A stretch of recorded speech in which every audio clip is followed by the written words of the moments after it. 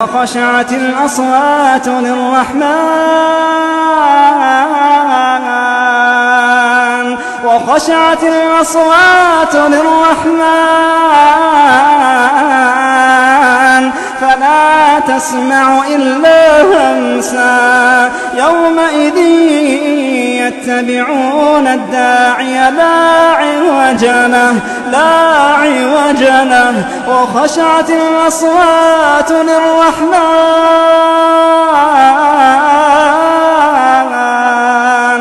وخشعت الأصوات للرحمن